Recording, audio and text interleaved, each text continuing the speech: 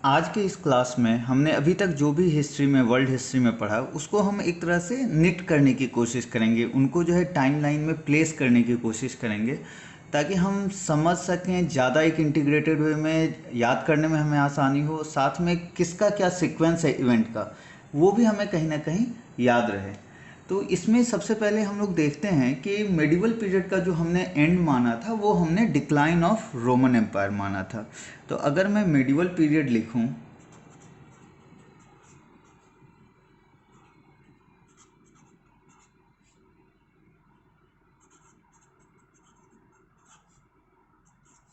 अगर मैं ये मेडिवल पीरियड लिखूं तो हम लोग इसके बिगिनिंग को क्या बोल सकते हैं?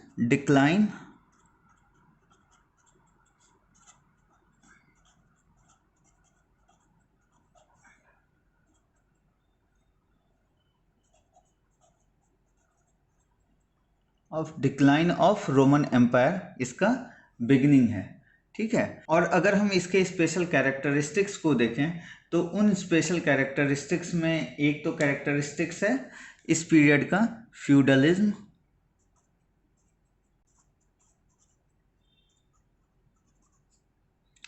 या manner system.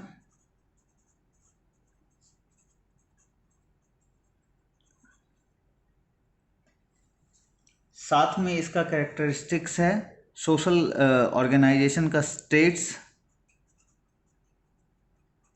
Domination of church,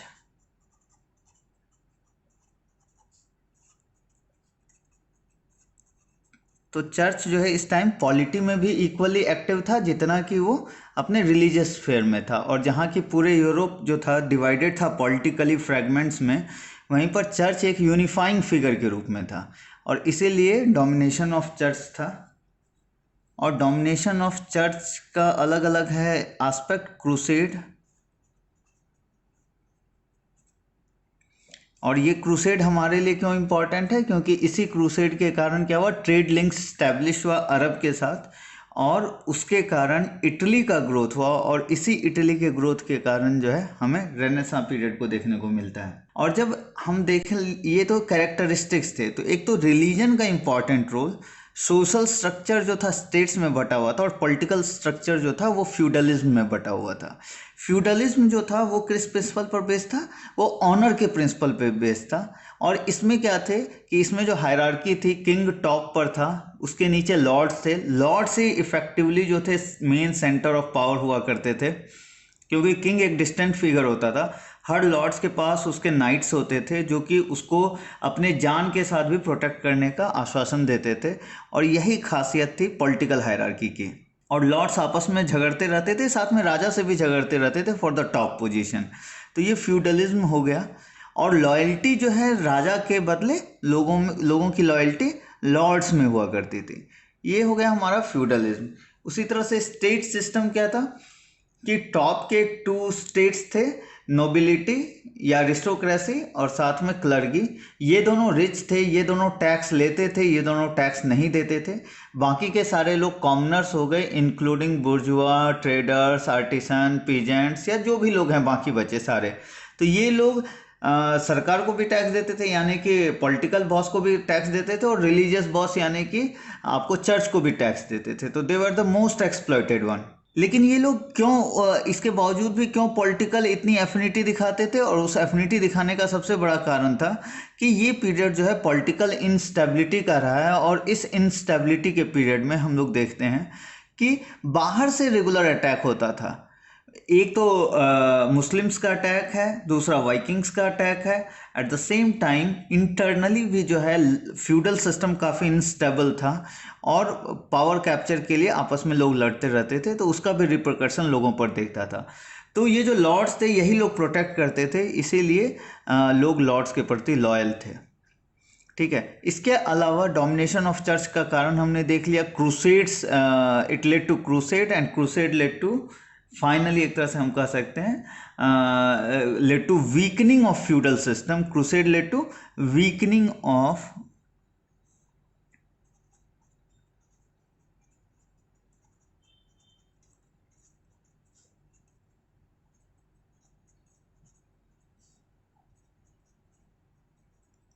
crusade led to weakening of feudal system. At the same time, crusade led to trade links. ठीक है, crusade led to trade links, जो कि अपने आप में हमारे स्टडी के लिए, आने वाले पीरियड के स्टडी के लिए इंपॉर्टेंट है। ये पीरियड हालांकि हमारे सिलेबस का पार्ट नहीं है। तो इसके बाद इस मिडिवल पीरियड के एंड के टाइम में शुरुआत तो हुई थी डिक्लाइन ऑफ रोमन एम्पायर से, और एंड का period is marked by two main events. One is 100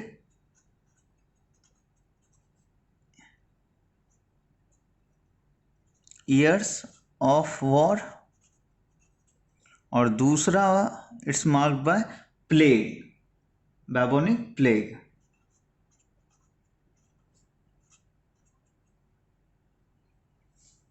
ठीक है, तो ये दो इवेंट हैं जो कि एंड में हुए हैं, 100 years of war and bubonic plague. 100 years of war के कारण एक चीज़ जो इम्पोर्टेंट हुई वो ये हुई इसके कारण कि फ्रांस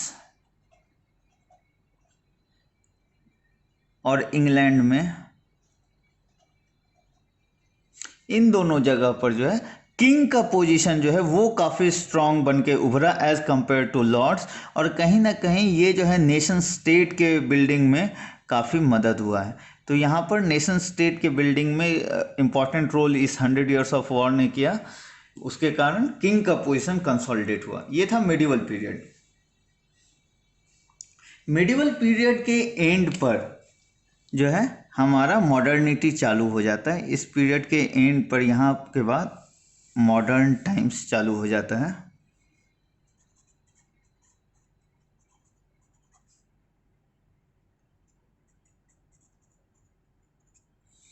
ठीक है, तो इस मॉडर्न टाइम्स की खासियत क्या थी?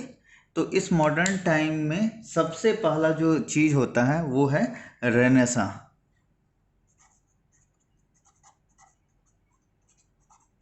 रेनेसां को beginning of modern period and end of medievalism बोलते हैं।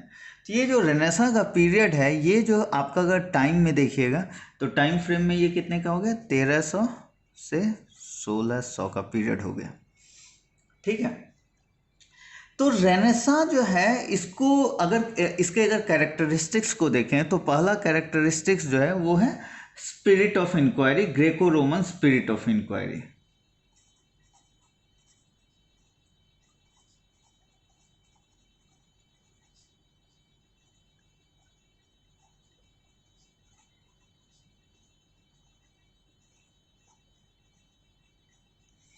यह है Greco Roman spirit of inquiry which led to various developments in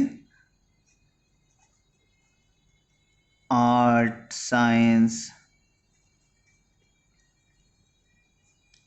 reformation,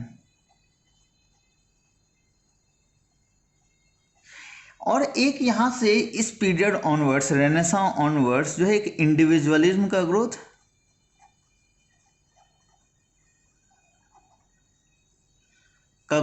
हमको देखने को मिलता है, साइंटिफिक टेम्परामेंट का ग्रोथ,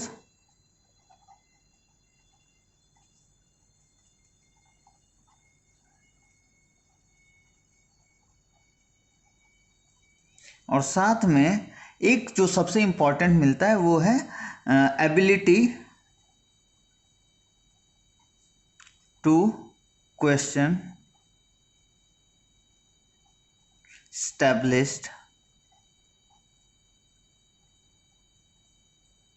belief, authority। ठीक है, तो जो अभी तक के स्टैब्लिश बिलीफ हैं और अथॉरिटी हैं उसको भी चैलेंज करने की हम टेंडेंसी देखते हैं। और अगर इस पीरियड का अगर मुझे एक चीज़ पिक करना हो, एक कैरेक्टरिस्टिक्स पिक करना हो, तो कहीं ना कहीं ये मॉडर्न पीरियड के ये सारे कैरेक्टरिस्टिक्स हैं। ये जो इंडिविजुअलिज्म का ग्रोथ है, साइंटिफिक टेम्परामेंट का ग्रोथ है, ability to question established authority है, ये कहीं ना कहीं मॉडर्न टाइम का नेचर है। ये पीरियड थियोक्रेसी से डोमिनेटेड था। तो जो बाइबल कह रहा है वही सही है या जो ओल्ड एज बिलीफ हैं वो सही है। इस पीरियड में जो है हम बाइबल को चैलेंज नहीं कर रहे हैं, बट इस पीरियड ऑनवर्ड्स ये सारा चीज़ दिखना शुरू हो गया। जब हम रेनेसां की स्पेसिफिकली बात करते हैं मॉडर्न टाइम्स में, तो उसमें हमको एक चीज़ याद रखना है कि जो चीज़ इसका मोस्ट प्रोमिनेंट फीचर था वो था आर्ट। तो जो भी कैरेक्टरिस्टिक्स दिखना है वो आर्ट में दिखेगा। ये हम लोगों ने रेनेसां में अच्छे से देख रखा है, ठीक है। वो हम लोगों ने अच्छे से देख रखा है कि क्या क्या कैरेक्टरिस्टिक्स हैं, और इसका एक चीज़ जो हाईलाइटेड होगा वो होगा आर्ट। ये मैं इसलिए बोल रहा हूँ क्योंकि इसके जस्ट बाद हम लोग अब कौन सा पीरियड देखेंगे, वो पीरियड हम लोग देखेंगे इस पीरियड के बाद आपको इनलाइटनमेंट। तो वहाँ से कॉन्ट्रास्ट में करना चाह रहा हूँ और क्या क्या चेंज हुआ है। और जो ये ability to question established authority है, अगर इस पीरियड में अगर आप देखें तो इस पीरियड में इन लोगों ने पॉलिटिकल अथॉरिटी को ज़्यादा चैलेंज नहीं किया है। इस पीरियड में जिस अथॉरिटी को इन लोगों ने चैलेंज किया है वो है चर्च, रिफॉर्मेशन के थ्रू। तो इस पीरियड में किस अथॉरिटी को इन्होंने चैलेंज किया, तो जो ये जो ability to question established authority है वो इस पीरियड में रिफॉर्मेशन के थ्रू दिखती है, वो थ्रू चैलेंजिंग द चर्च दिखती है। अभी तक इन लोगों ने पॉलिटिकल अथॉरिटी को चैलेंज नहीं किया। पॉलिटिकल अथॉरिटी में अभी भी वो बिलीफ है कि लॉर्ड्स बहुत बड़ा है, बहुत महान है, उसके लिए हम लोग जान दे सकते हैं, उस सेंस में, ठीक है। तो ये है रेनेसां पीरियड की खासियत। और रेनेसां पीरियड के जो इन नेचर्स, इन एक्टिविटीज के डेवलपमेंट के कारण कई सारे और भी चीज हुए जो कि हमको साथ में देखना है। तो वो उनमें आ गया रेनेसां पीरियड के ड्यूरेशन में ही हम लोग क्या देखते हैं कि डिस्कवरी, ज्योग्राफिकल डिस्कवरी बहुत सारे हुए, ठीक है। न्यू लैंड की, न्यू वर्ल्ड की डिस्कवरी, ठीक है, कोलंबस ने किया फॉर एग्जांपल। और ये न्यू वर्ल्ड, रेनेसां का जो Greco Roman spirit of inquiry, इससे एक्सप्लोरेशन की जो टेंडेंसी आई, इससे न्यू वर्ल्ड की डिस्कवरी, न्यू वर्ल्ड हम लोग बोलते हैं अमेरिकाज को, ठीक है, नॉर्थ एंड साउथ अमेरिका को। तो उस that led to pure colonisation. और वो कॉलोनाइजेशन किसी और पर्पस के लिए नहीं था, सिंपल पर्पस के लिए था, जितना ज़्यादा लूट सको, एक्सट्रैक्ट कर सको, उस सेंस में था। क्योंकि वो लोग इन्फीरियर थे इसीलिए कॉलोनाइज इजीली कर पा रहे थे, ठीक है। अभी इंडस्ट्रियलाइजेशन नहीं हुआ है कि रॉ मटेरियल मेन गोल है या मार्केट मेन गोल है। सिंपल नेचर, वो लोग इन्फीरियर हैं, उनके पास हमें पता चला है सोना है, जैसा कि हमने एस्टेक्स में देखा, हमने इनकाज में देखा, तो उस कारण से है। और उनको हराने के लिए डिजीज जो है वो मेन सोर्स बन जाते हैं, ठीक है। तो new world and colonisation and early phase, ये अर्ली फेज ऑफ कॉलोनाइजेशन है। ये एक कैरेक्टरिस्टिक्स हमको देखने को मिलता है। और साथ में यही वो फेज है जहाँ की इंडिया के साथ इस्टेब्लिश हुआ, इंडिया के साथ कनेक्शन वास्को डिगामा ने इस्टेब्लिश किया, कालीकट में 1498 में आया, राइट। तो ये सारा हमको देखने को मिलता है। और जब ये कॉलोनाइजेशन हुआ तो साथ में स्लेव ट्रेड की बिगिनिंग हुई,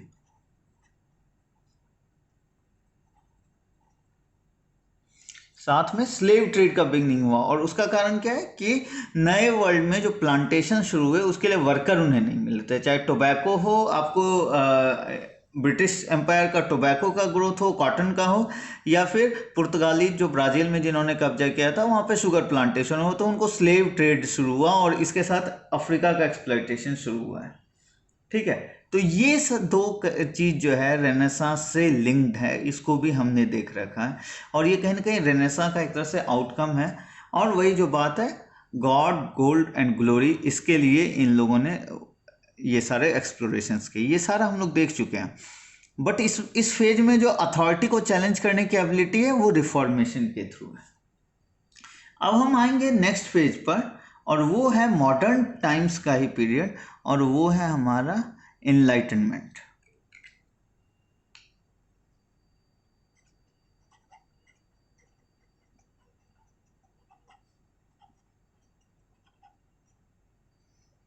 और इनलाइटनमेंट का पीरियड जो है आपका 1600 से 1800 का है, और पीक जो है वो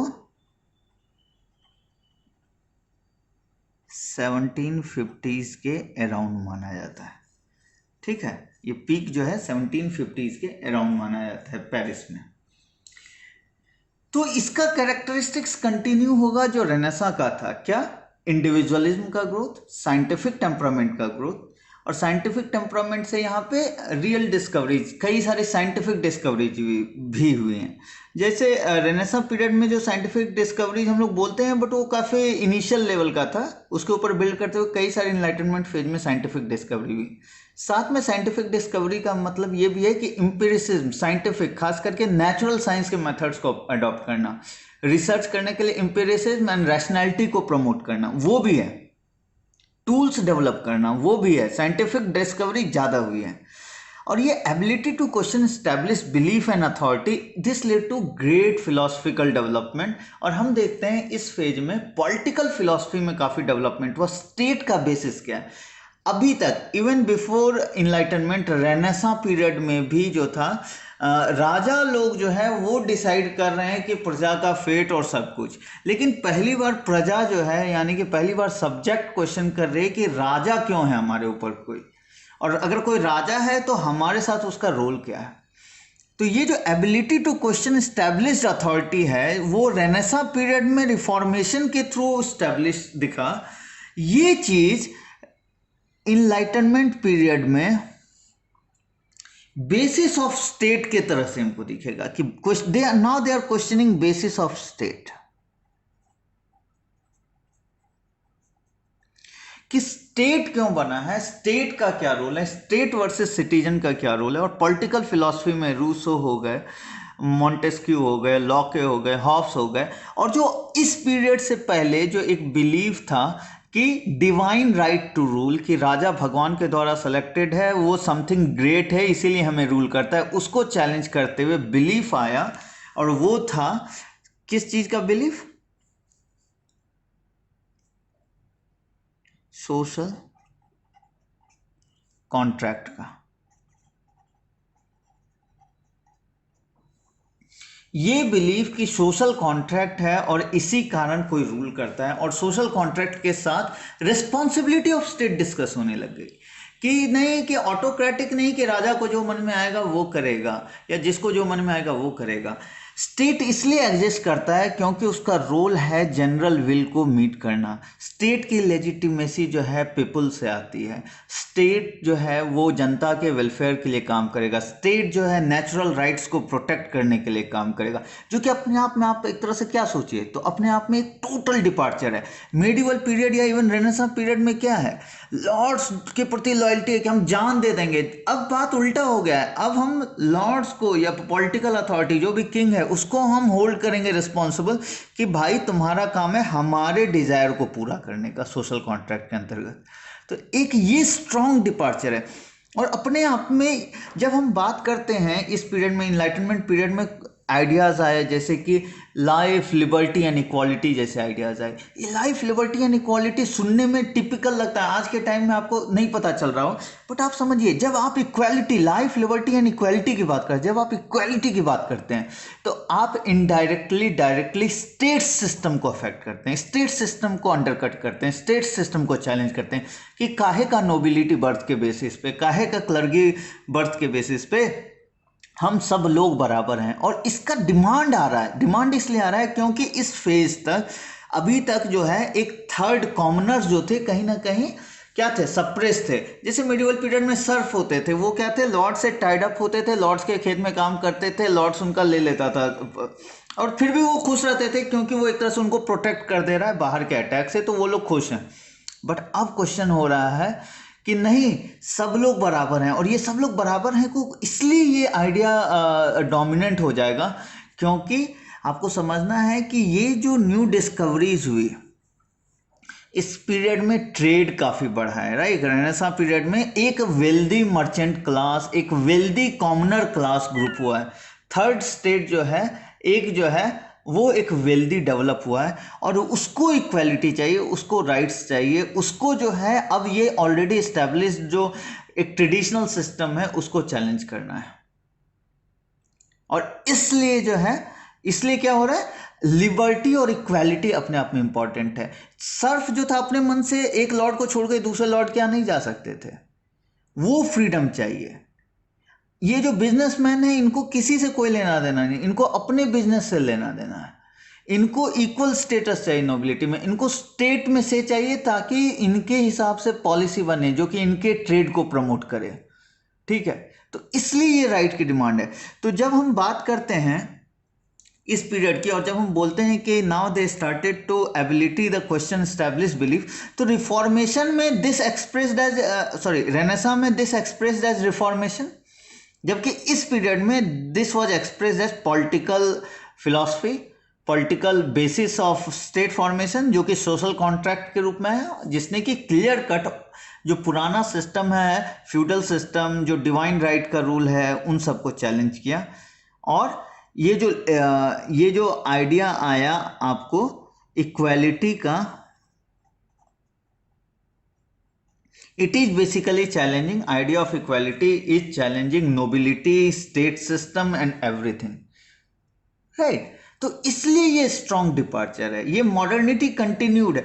जो चीज यहां पर केवल रिलीजन को चैलेंज करके मिल रहा था, now they are challenging state, और इसी का एक्सप्रेशन हमको इस पीरियड में देखने को अलग अलग तरीके से मिलता है। तो हम क्या देखते हैं कि इसी पीरियड में enlightenment period led to various kind of political movement where there was demand. एक तरह से कहीं ना कहीं ये सारे रिवॉल्यूशन स्टेट को के से एग्रीव्ड होके थे। फॉर एग्जाम्पल अमेरिकन रिवॉल्यूशन,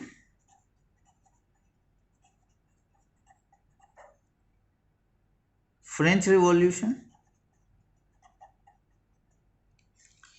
तो ये सारे हो रहे थे और इसका कहीं ना कहीं बेसिस ये था कि अब ये चीज़ें इमेजिन कर पाना पुराने टाइम में पॉसिबल भी नहीं था। ये जो आइडिया बेसिस ऑफ स्टेट आया उसी के कारण ये सारा पॉसिबल हुआ, जो कि पहले के टाइम से काफ़ी स्ट्रॉन्ग डिपार्चर है। कि फ्रेंच में लोग बोल रहे हैं कि लुई 16 जो है काम नहीं कर रहा इसलिए उसको हटाएंगे। अमेरिकन रिवॉल्यूशन बोल रहा है कि ब्रिटिश गवर्नमेंट जो है वो जो है एक तरह से हमारे जनरल विल को अफोर्ड नहीं कर रहा है, हमारा एक्सप्लॉयटेशन कर रहा है, इसलिए हटाएंगे। तो ये सारा आइडिया जो है इनलाइटनमेंट पीरियड का कंट्रीब्यूशन है।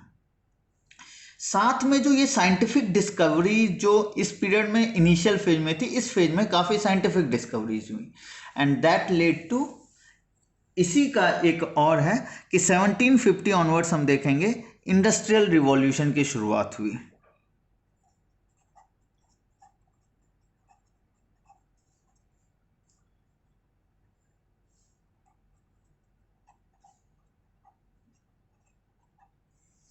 इसी फेज में इंडस्ट्रियल रिवॉल्यूशन की शुरुआत हुई और वो भी जो है इसी का एक तरह से क्या है आउटकम है। ठीक है, तो ये था बेसिक टाइमलाइन जो मैं अभी तक टाई अप करना चाह रहा था। और इस इंडस्ट्रियल रिवॉल्यूशन के कारण फिर से एक बार कॉलोनाइजेशन के लिए होड़ होगा और इस इनलाइटनमेंट आइडियाज के कारण जो फर्स्ट फेज में कॉलोनीज बने थे वो सारे आज़ाद हो जाएंगे और अब जो बनेगा नया इंडस्ट्रियल रिवॉल्यूशन के कॉन्सिक्वेंस में जो कॉलोनाइजेशन होगा वो होगा अफ्रीका का और एशिया का। ठीक है, जबकि ये पुराना कॉलोनाइजेशन था अमेरिका का। तो ये भी एक डिफरेंस है जो हमको समझना है। ठीक है, तो ये था टाइमलाइन जो आपको मैं समझाना चाह रहा था।